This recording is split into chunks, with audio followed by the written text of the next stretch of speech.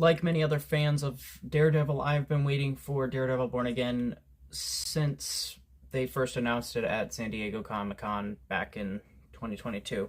I've always liked Charlie Cox's performances as Daredevil in any of the media that he's been. Matt Murdock, Daredevil, and any performance that Charlie Cox has given for Daredevil, I've always liked. With that being said, good morning, afternoon, or evening, wherever you are. My name is Aiden. Let's just get into it. Starting off with episode 1, we immediately mention White Tiger, which is something that's super cool. And then we immediately saw this beautiful bright red suit. Dear God in heaven, it's so beautiful. It's so beautiful. Which was so awesome. And then the fight against Bullseye was super brutal, and immediately starting up with Foggy getting shot was just a ridiculous way to open up these scenes. But that was super, brutal to see Foggy die and then watch Matt almost kill Bullseye, or at least try to. I was glad to see Kingpin again, and I was glad to see that Vincent D'Onofrio was back as Kingpin again. I really missed the whole dynamics that were coming from the original Daredevil show.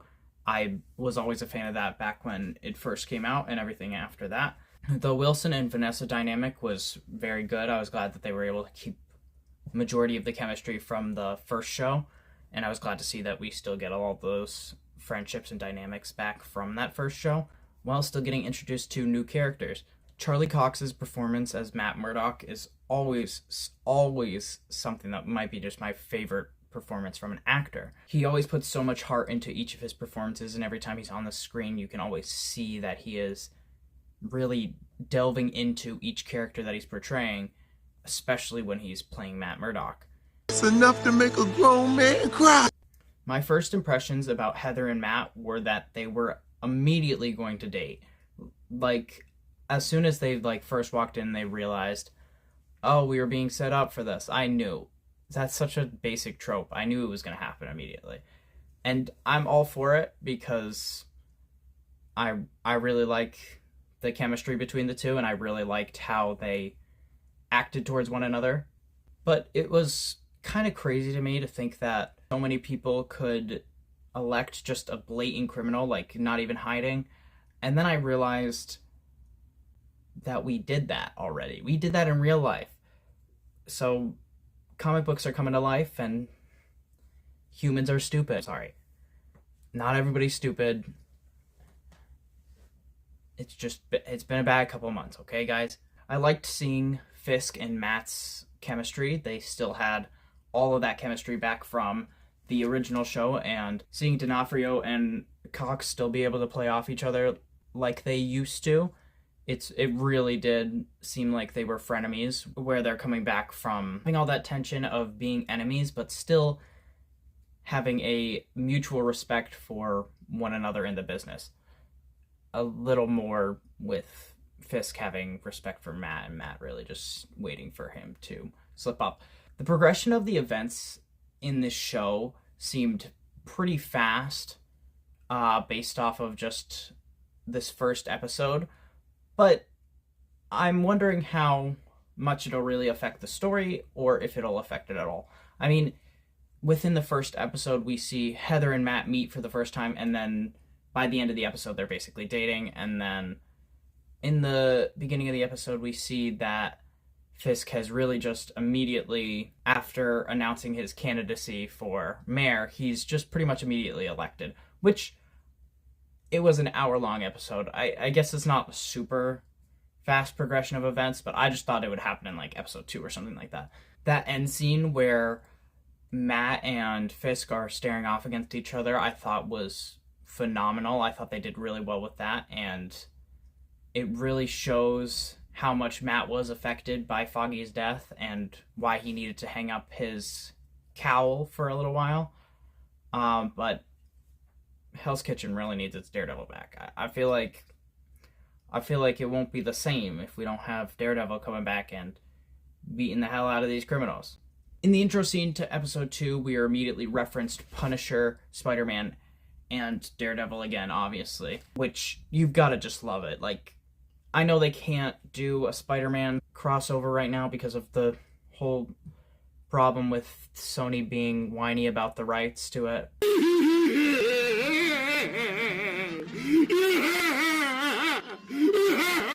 But at least they mentioned him, and that was good. It's always good to see some John Berthenol Punisher referencing, and hopefully we'll get some more of that soon. I liked seeing Matt still being able to do the lawyer for the less fortunate thing, and it reminds me a lot of the old Marvel TV show where that's how they all meet Karen, and they take her on and she became their friend. And honestly, I think that's good. I think focusing on his lawyer aspect is a very important part of his character, and it's very good to have that. My first impressions of the character that he was going to represent was that they were super interesting. I have it written down right here.